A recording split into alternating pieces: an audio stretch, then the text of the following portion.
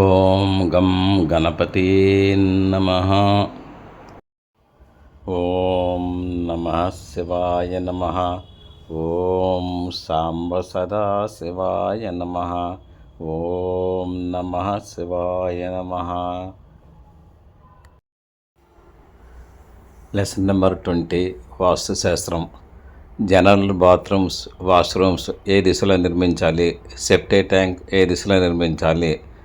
అంటే common bathrooms, washrooms అన్నమాట. ఏ దిశలో నిర్మించాలి? సెప్టిక్ ట్యాంక్ ఏ దిశలో నిర్మించాలి? మంచి చెడ్డలు ఈ వీడియోలో తప్పనిసరిగా తెలుసుకోండి. వాయిస్ ఆఫ్ 1952 బేస్కై ప్రసార సిద్ధాంతి, భక్తుల శ్రీకృష్ణ ప్రసార సిద్ధాంతి 9440255669. అందరికీ శుభోదయం. నేను మీ సిద్ధాంతి బిఎస్కేవి ప్రసారరావుని.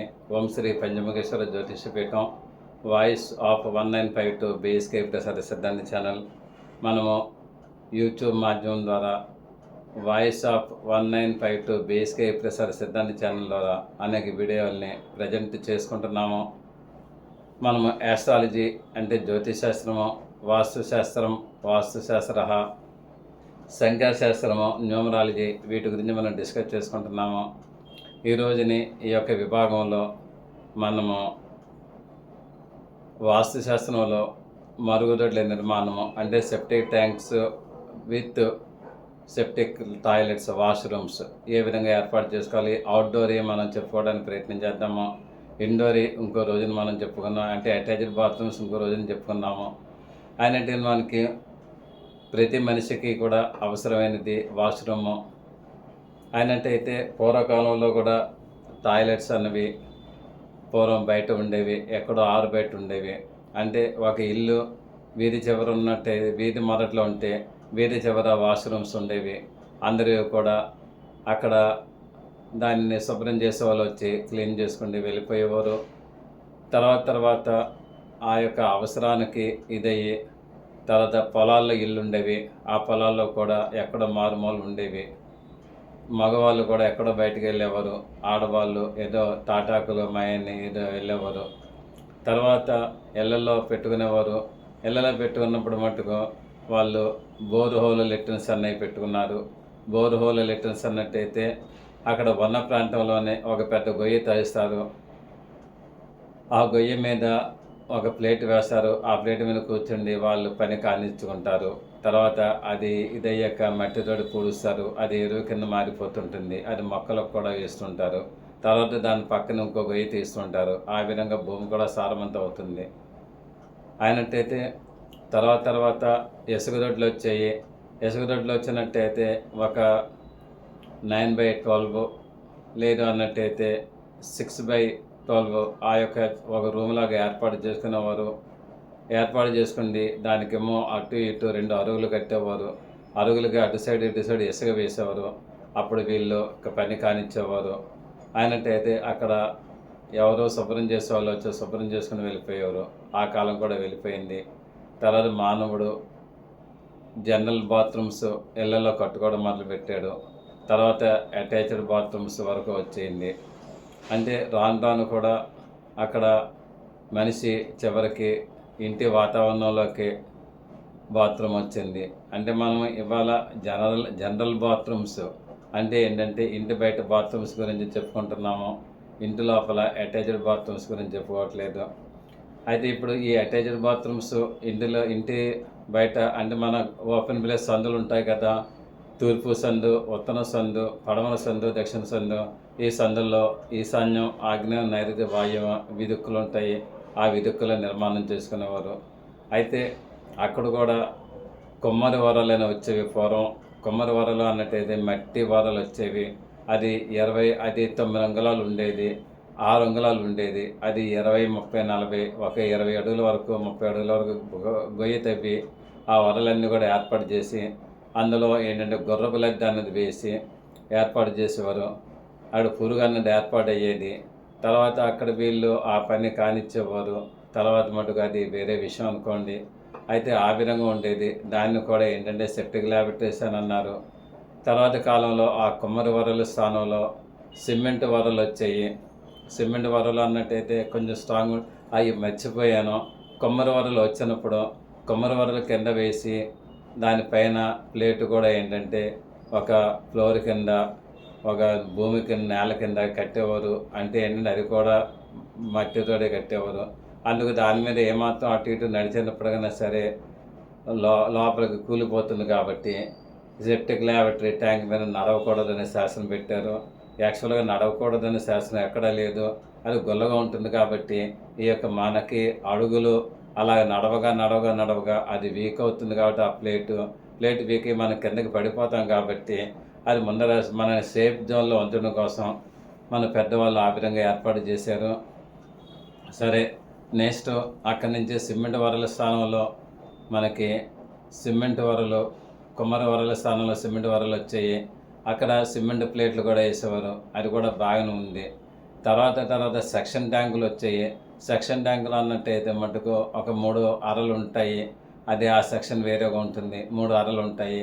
వేస్ట్ వాటర్ ఒకటి బయటకు పోయి అవుట్లెట్ అది ఇది.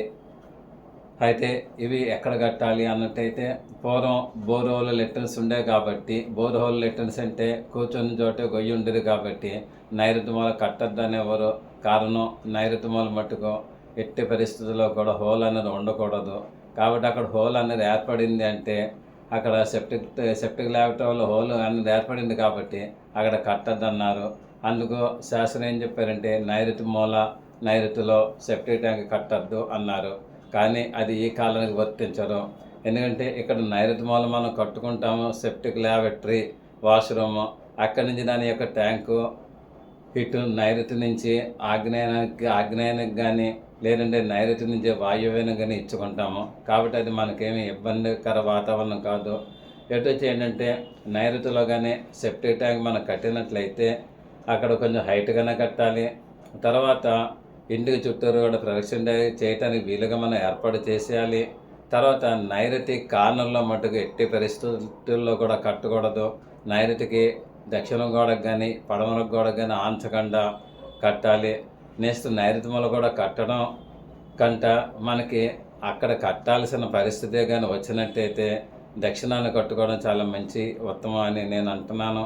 అయితే అక్కడ నైరుతి మూల కానీ కట్టినట్టయితే శానిటేషన్ శుభ్రంగా ఉండాలి. అంటే శుభ్రం అక్కడ ఉండాలి. క్లీన్ అండ్ గ్రీన్గా మెయింటైన్ చేయాలి. అలా చేస్తే అక్కడ ఒకటి కట్టుకోవచ్చు. లేదంటే వాయువ్య ఆగ్నేయంలో కట్టుకోవచ్చు. అంటే వాయువ్య మూల కానీ ఆగ్నేయ మూల కానీ ఏ విధంగా కట్టుకోవాలో ఇప్పుడు నేను చెబుతాను. మీరు ఒక్కసారి వినండి, చూడండి. అయితే తూర్పు ఆగ్నేయాన్ని కానీ మనం కట్టాలి. తూర్పు ఆగ్నేయాన్ని మనం కట్టవచ్చు. సెప్టిక్ ట్యాంక్ అంటే సెప్టిక్ ల్యాబరేటరీ. నైరుతిని కట్టవచ్చు, only septic laboratory. Septic tank కట్టకూడదు.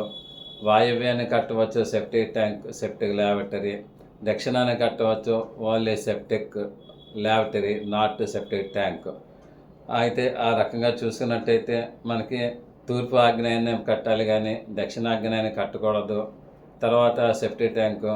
తర్వాత మటుకు మనకి ఉత్తర వాయువ్యాన్ని సెప్టిక్ ట్యాంక్ కట్టాలి, సెప్టిక్ ల్యాబరేటరీ కట్టాలి. పడమర వాయువ్యాన్ని మటుకు మనం కట్టడానికి వీలు లేదు. పడమర వాయువ్యాన్ని సెప్టిక్ ల్యాబరేటరీ కట్టవచ్చు కానీ సెప్టిక్ ట్యాంక్ కట్టకూడదు. అయినట్టయితే ఈశాన్యం నుంచి ఆగ్నేయం వరకు కూడా మనం 9 భాగాలు చేయాలి. ఈశాన్యం నుంచి ఆగ్నేయం వరకు 9 భాగాలు చేస్తే అందులో లాస్ట్ 9-8 భాగాలు వదిలేసి 5, 6, 7 భాగాల్లో మనం కట్టుకోవచ్చు. ఏంటి? Septic laboratory, septic tank. అంటే అది తూర్పు ఆగ్నేయం సంధి అవుతుంది కాబట్టి అక్కడ కట్టుకోవచ్చు. ఇక రెండో ఆప్షను మనకి ఏమిటన్నట్టయితే దక్షిణం. అంటే ఆగ్నేయం నుంచి మనకి నైరుతి వరకు, ఆగ్నేయం నుంచి నైరుతి వరకు అంటే దక్షిణం వస్తుందన్నమాట. ఆగ్నేయం నుంచి నైరుతి వరకు కూడా 9 భాగాలు చేసినట్టయితే 4 భాగాలు ఇటు 3 భాగాలు వదిలేసి 5, 6, 7 భాగాల్లో మనం కట్టుకోవచ్చు. 8, 9 భాగాల్లో కట్టకూడదు. సెప్టిక్ ల్యాబరేటరీ, నాట్ ట్యాంక్ అనమాట. ఆ మరుగుదొడ్డు కట్టుకోవచ్చు. నెక్స్ట్ మనకి ఏంటంటే నైరుతిలో 1, 2 స్థానాలు వదిలేసి 3, 4, 5 స్థానాల్లో మనం అంటే పడమర నైరుతిలోకి వస్తుంది. అక్కడ మటుకు సెప్టిక్ ల్యాబరేటరీ కట్టుకోవచ్చు. సెప్టిక్ ట్యాంక్ మటుకు కట్టడానికి వీలు లేదు. తర్వాత మనకి ఇక్కడికి వచ్చేటప్పటికల్లా ఉత్తరానికి వచ్చేటప్పుడు కల్లా మనకి ఏంటంటే ఉత్తర వాయువు నుంచి ఉత్తర ఈశాన్యం వరకు కూడా 9 భాగాలు చేసినట్టయితే 1, 2 భాగాలు వదిలేసి 3, 4, 5 భాగాలు కట్టుకోవచ్చు.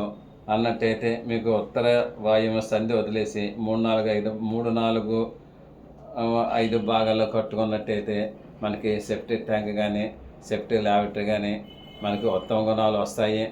అయినట్టయితే ఇక్కడ 2 ఆప్షన్స్ ఉంటాయి.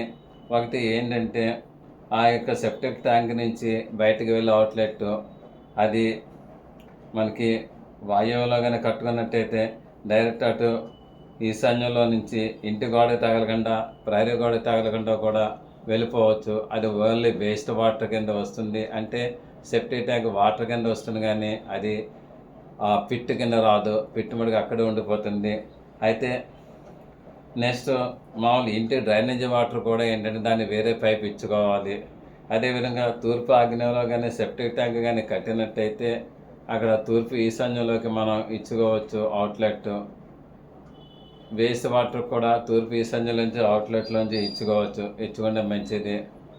ఇక నైరుతి దక్షిణంలో కానీ కట్టుకున్నట్టయితే సెప్టిక్ ట్యాంక్ దక్షిణంలో అంటే ఏంటంటే ఆగ్నేయ నుంచి నైరుతి వరకు కూడా 9 భాగాలు చేస్తే 5, 6, 7 భాగాల్లో కట్టుకున్నట్టయితే అక్కడ మటుకు దక్షిణాన్ని కానీ కట్టుకున్నట్టయితే అక్కడ నుంచి అవుట్లెట్ తూర్పు ఆగ్నేయానికి మనము ఇచ్చుకోండి. అక్కడి నుంచి మళ్ళీ ఎల్బెండ్ వేసుకోండి, తూర్పు ఉత్తర ఈశాన్యానికి దింపుకోవాలి. ఆ విధంగా చేస్తే మంచిది. అదేవిధంగా నైరుతి భాగంలో కానీ మనం కట్టుకున్నట్టయితే పడమల నైరుతిలో కానీ మనం కట్టుకున్నట్టయితే ఆడ సెప్టిక్ ట్యాంక్కి మనకి కనెక్షన్ ఎలాగ ఇచ్చుకుంటాం అన్నట్టయితే పడమర వాయువ్యానికి తీసుకెళ్ళి అక్కడి నుంచి కార్నర్ బెండ్ వేసుకోండి. అక్కడ మటు ఎల్ బెండ్ వేసుకోండి. అక్కడి నుంచి ఏంటంటే ఉత్తర వాయువులో ఉండే సెప్టిక్ ట్యాంకులోకి కలపాలి. అలా కలిపినట్టయితే మనకి మంచి ఫలితాలు వస్తాయి. నెక్స్ట్ మనకి ఇంకొకటి గమనించాలి.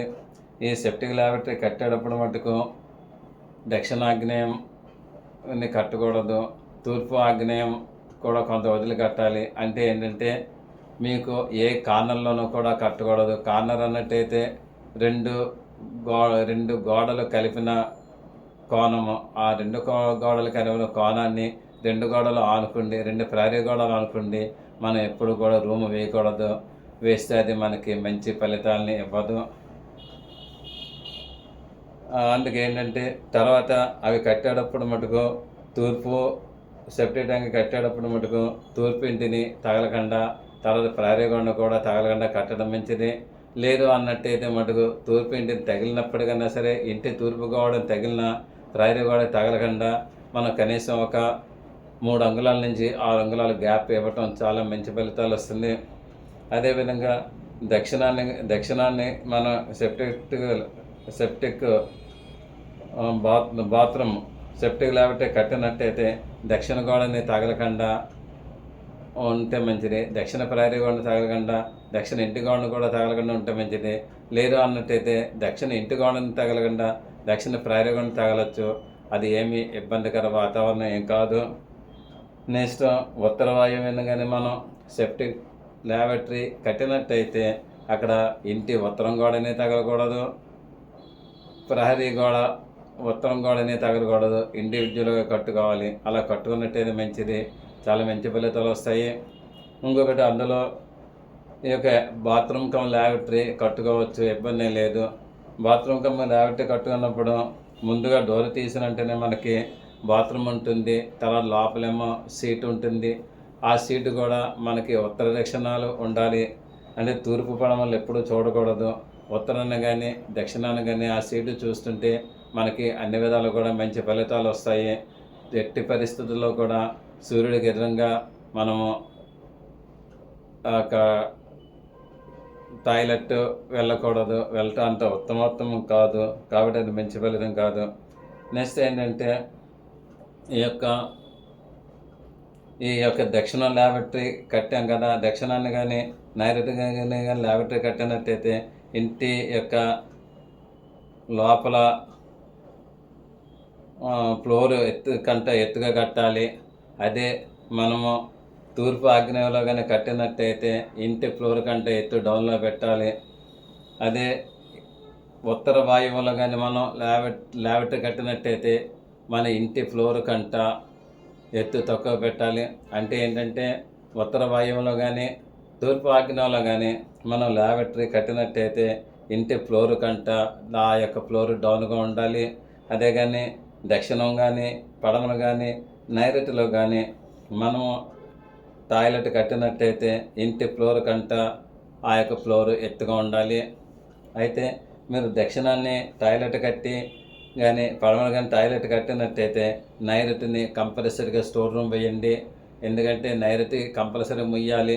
మూసినట్టయితే మీకు అన్ని మంచి ఫలితాలు వస్తాయి, చాలా బాగుంటుంది. ఇప్పుడు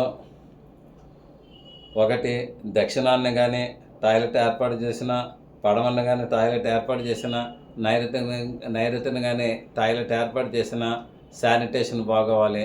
అక్కడ ఎట్టి పరిస్థితుల్లో కూడా శుభ్రం లేకుండా అశుభ్రంగా ఉండకూడదు. నెక్స్ట్ దాని వాటాలన్నీ కూడా అటు తూర్పు ఆగ్నేయానికి కానీ తూర్పు ఆగ్నేయానికి కానీ పడమర వాయువ్యానికి కానీ వెళ్ళి తూర్పు ఆగ్నేయం నుంచి ఉత్తర ఈశాన్యానికి వెళ్ళాలి. తర్వాత పడమర వాయువు నుంచి ఉత్తర ఈశాన్యానికి వెళ్ళినట్టయితే అన్ని విధాలు కూడా మంచి ఫలితాలు వస్తాయి. చాలామందికి అనుమానాలు వస్తాయి. అయితే ఉత్తర ఈశాన్యం నుంచి కానీ తూర్పు ఈశాన్యం నుంచి కానీ మనము టాయిలెట్ వాటర్ పంపించవచ్చా అని డౌట్ వస్తుంది. ఇది టాయిలెట్ వాటరే కానీ టాయిలెట్ పిట్టు కాదు, అదొక్కటి మీరు గ్రహించండి. ప్రతిదీ కూడా లాజిక్గా మీరు ఆలోచన చేయండి.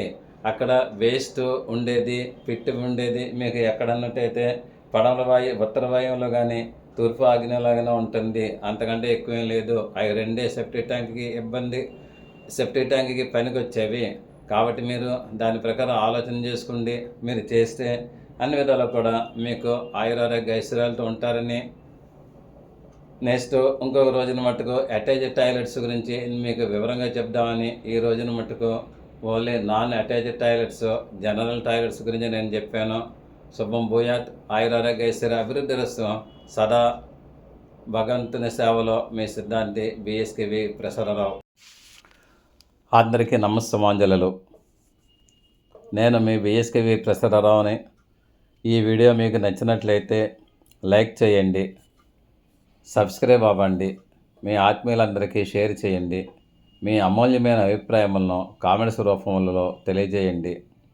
దూర ప్రాంతములలో ఉన్నవారికి, ప్రత్యక్షంగా మమ్మల్ని కలవలేని వారికి ఆన్లైన్ ద్వారా services and online classes and online guidance కూడా మీకు అందివ్వగలము. అదేవిధంగా వాస్తు, జ్యోతిషము, ముహూర్తములు ఇతరత్ర కూడా సర్వీస్ చేయగలము. గూగుల్ పే, ఫోన్పే ద్వారా మాకు మనీ అందజేయవచ్చు. సదా భగవత్ సేవలో మీ సిద్ధాంతి భక్తుల శ్రీకృష్ణ వరప్రసాదరావు. ఓం Shri Panchamukheshwara జ్యోతిషపీఠం. 9440255669. Voice of BSKV ప్రసార సిద్ధాంతి ఛానల్. అందరూ మంచిగా ఉండాలి, అందులో మనము ఉండాలి. అందరూ సుఖంగా ఉండాలి, అందులో మనము ఉండాలి. అందరూ కూడా యోగక్షేమాలతో ఉండాలి, అందులో మనం ఉండాలి. శుభం భూయాత్. Thank you for your careful reading of this lesson. See you again tomorrow. సిద్ధాంతి భక్తుల శ్రీకృష్ణ వరప్రసాదరావు. మీరు శ్రద్ధగా ఈ పాఠం విన్నందుకు ధన్యవాదములు. మరల రేపు కలుద్దాం. మీ సిద్ధాంతి భక్తుల శ్రీకృష్ణ వరప్రసాదరావు. ఓం నమః శివాయ నమః. ఓం సాంబ సదా శివాయ నమః. ఓం నమః శివాయ నమః.